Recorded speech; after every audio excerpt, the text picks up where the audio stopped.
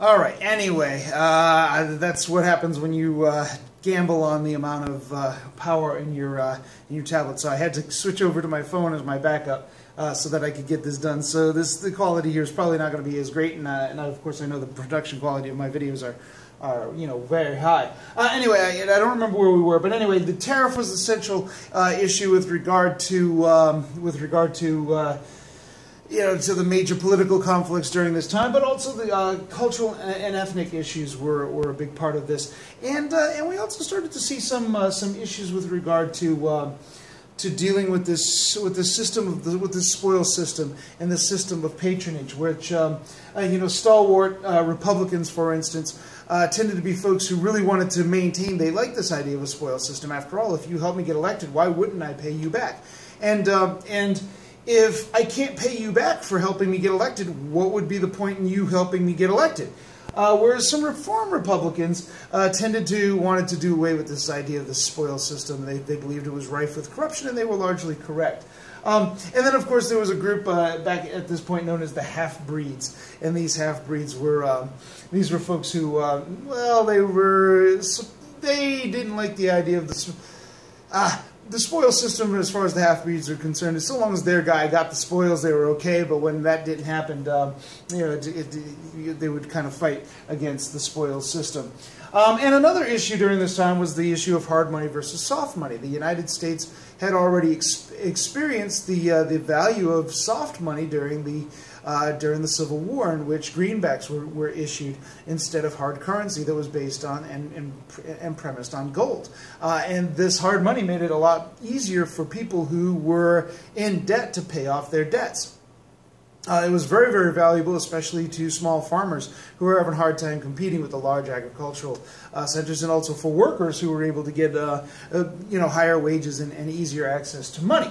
So we do see this debate with regard to hard money. So these are your basic, these are your general political debates, and as you can kind of see, these are not the most exciting political debates. This isn't like a great moral issue like slavery that we can deal with here. These were relatively boring, kind of ideas here. So, but anyway, what were some of these differences here? The Republicans tended at this point after the Civil War to appeal to those people who were tied in with the industrial sectors, especially in the cities. They tended to appeal to large industrialists, to the corporate elite, so to speak. They emphasized protectionist principles. So, for instance, they liked the idea of high tariffs to protect industries. And oftentimes a hard line against unions, which we're going to talk about in the next lecture.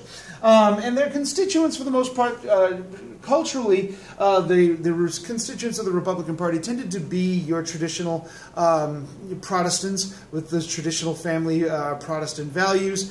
They tended to be nativists. As well, so a lot of Republicans during this time had some issues with regard to immigration. They did not like the idea of a lot of immigrants coming in.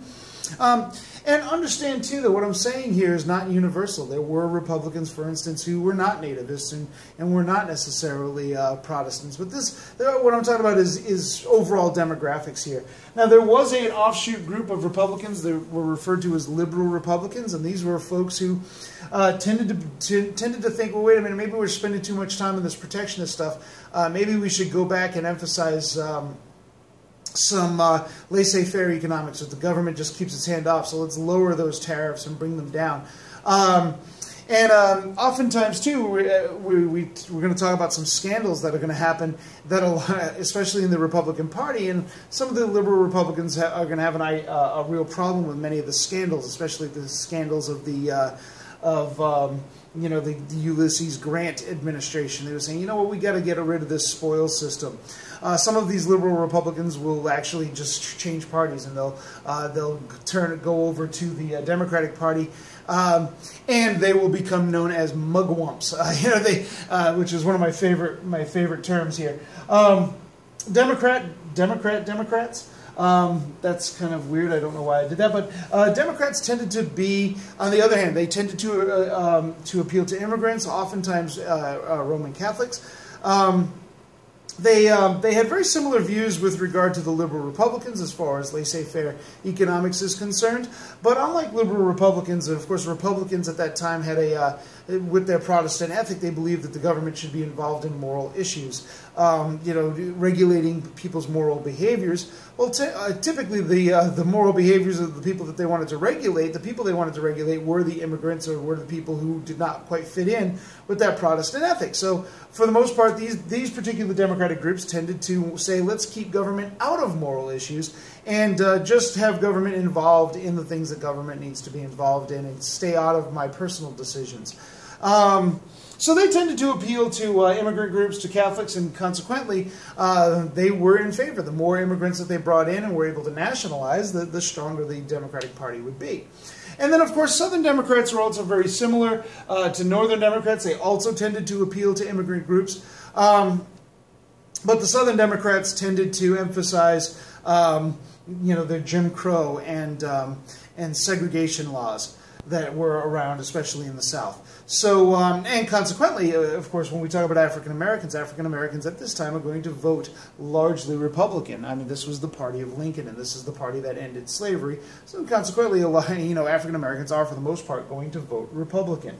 And these are the new political alignments during this time: tariffs, the debate over the spoil system, and hard money versus soft money are the dominant themes of the day. Now, we, of course, have to bring ourselves to our buddy Ulysses S. Grant. Of course, I said when we were talking about the Civil War that we weren't done with Ulysses S. Grant, and we're not. He is going to become President of the United States. He will be elected, somewhat close elections in many cases.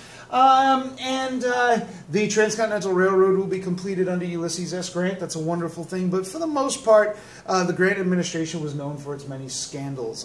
For instance, the Fisk-Gould conspiracy. The Fisk-Gould conspiracy was Jay Gould and his partner. I can't remember Fisk's name. It just kind of stuck in me. Either way, they decided they wanted to corner the gold market in order to corner so they started buying up gold, started buying it up. But the only way that this was going to work is if the Treasury didn't release any more gold. So they basically paid off the Treasury to not release any more gold, or to kind of finagle things so that more gold won't be released. So as they were buying up gold, there was less and less gold in the market, and the value of the gold consequently increases, and that meant that the value of their holdings increases. I mean, it was a huge, huge windfall until finally Treasury said, the value of gold is getting too high, we need to release some gold, and they released the gold, and bada boom, bada bing, the value of gold collapsed.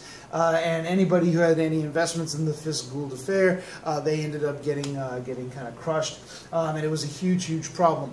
Another huge problem we talked about earlier was called the Credit Mobilier scandal. This is where the Union Pacific Railroad, in essence, created its own construction company. And of course, the Union Pacific Railroad was getting subsidies by the federal government. And what they would do is they would take these subsidies and they would hire their own construction company, basically selling, they basically hired themselves to build and to perform the construction at inflated rates. And of course, with the backing of all those taxpayer dollars that were going into the Credit Mobilier, it increased the value of Credit Mobilier as a company, which increased the stock values and the share values, so they also accumulated tremendous wealth through the shares. This was totally illegal. You can't do that. And when this thing fell apart and was exposed, this was a huge, huge scandal under the Grant administration. And finally, another famous scandal of this time was called the whiskey ring, and this was where the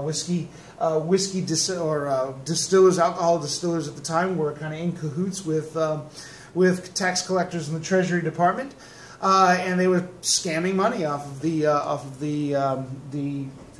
alcohol taxes. This was a huge, huge boondoggle.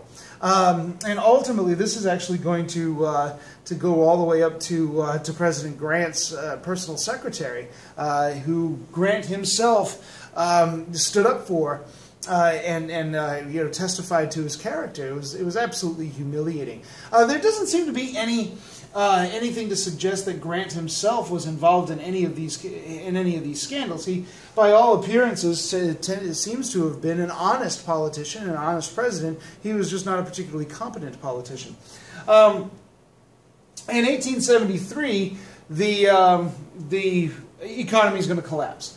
And the economy is going to collapse, and it's going to be the result of overproduction in the railroads. Just so many railroads were being built, and of course many of these railroads were being built under false pretenses, which of course is going to inflate demand in other areas. And finally, eventually, you can't have these inflated prices and overproduction at the same time. Eventually, you're going to end up with an oversupply. And consequently, once there was an oversupply, industrialists are going to have to lay off large numbers of people. And when you lay off large numbers of people, there's less people to purchase the stuff that you have. You purchase your oversupply, and the oversupply can't get bought, and therefore we have to lay off more people, and it becomes this real nasty downward spiral.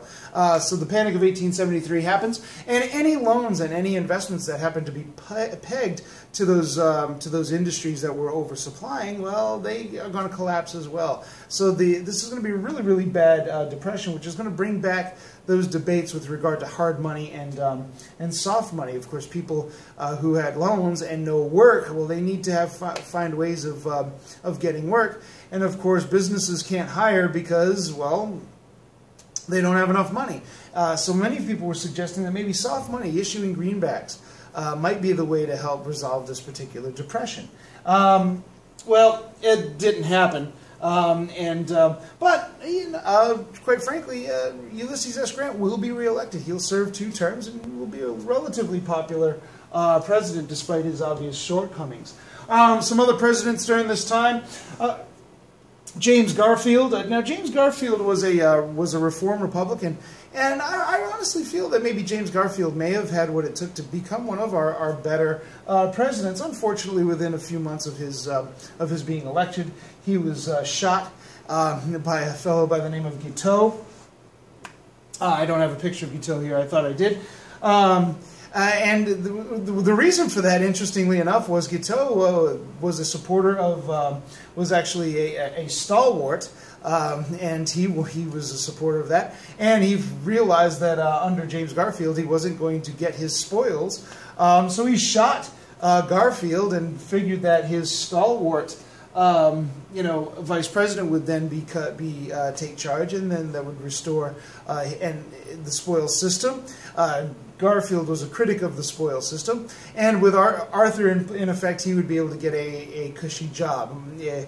Well, the fact that he said this, he said, "Hey, I'm a stalwart, now Arthur's the president."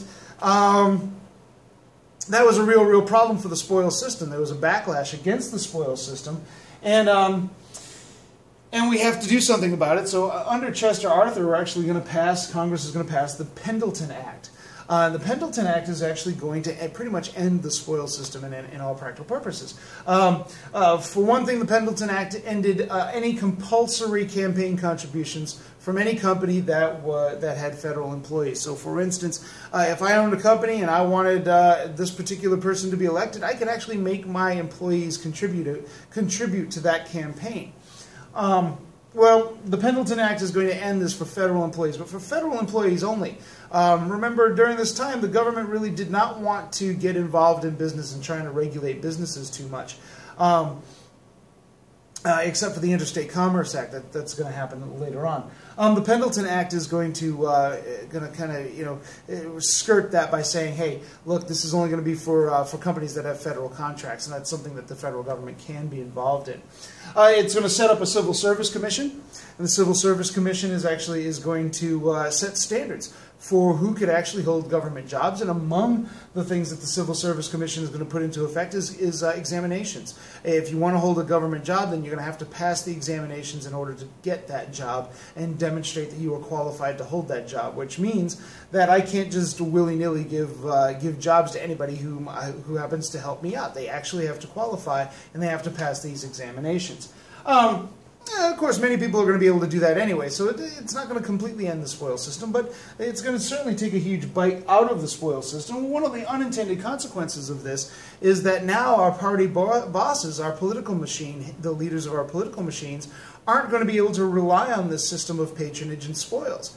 Now what they're going to have to do is they're going to have to start going to find people with money to directly contribute to these campaigns rather than just promising jobs and a chicken in every pot, so to speak.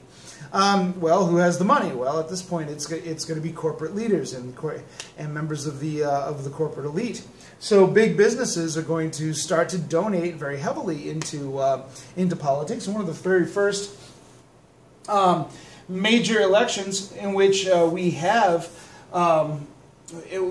these huge campaign contributions is going to be the election between Grover Cleveland and the Democrat Grover Cleveland and Benjamin Harrison, in which Benjamin Harrison will have the most money, and he will ultimately win the presidency temporarily. Grover Cleveland will get it back in 1892. And Grover Cleveland will go down as the first and only president to serve 2 terms non-consecutively. He won in 1884. Loses in 1888, wins again in 1892, under the premise of lowering the tariff, of bringing the tariff down. During this time, we also have, for the very first time, what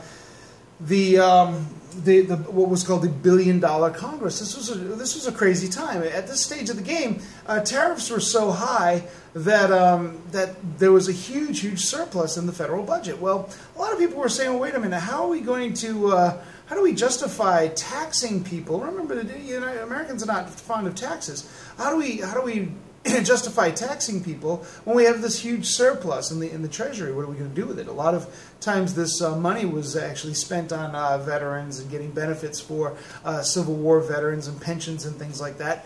They really didn't have anything else to do with this money. They had this huge surplus. So the $1 billion Congress wasn't necessarily a good thing. The idea was that you guys are taxing us too much. You have more than you need to make the country run. Maybe we should start bringing these tariffs down. Ironically, that did not happen. The McKinley tariff will be passed during this time. That will actually raise tariffs even further. This will be a big impetus as to why Grover Cleveland is going to get reelected. Either way, this is the political backdrop of the Gilded Age.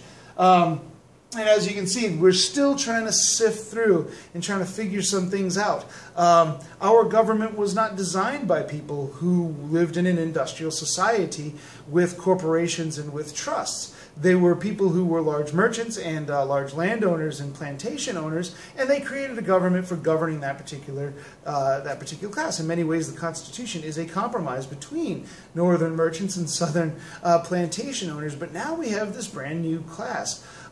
This brand new wealthy and empowered class of industrialists and corporatists. And how do we deal with that? How do we deal with that as a nation? The issue of slavery is over, but now there's a huge debate as to the role of government in the lives of everyday Americans and in the lives of and in our economic life, where vast amounts of wealth is being stored and being gathered at the top. And conspicuously consumed. In other words, the fruits of this huge wealth accumulation is everywhere to be seen. And if I happen to not be one of those people who is benefiting from this huge accumulation of wealth, I might want to say, hey, wait a minute, why don't we level the playing field for the little guy a little bit? But should the government be involved in doing that? Should the government be involved in limiting the amount of wealth that one particular group of people can have access to in order to increase the amount of wealth of other people? In other words, should the government be involved in the redistribution of wealth? And if so, to what extent? And this is going to become a dominant issue in the post-Gilded Age, and what we'll refer to as the progressive era and the populist movements. During the next lecture, we're going to talk about some social movements that are going to come in, and then they're going to kind of change the shape and change the face of the political spectrum at this time. So until then, talk to you later.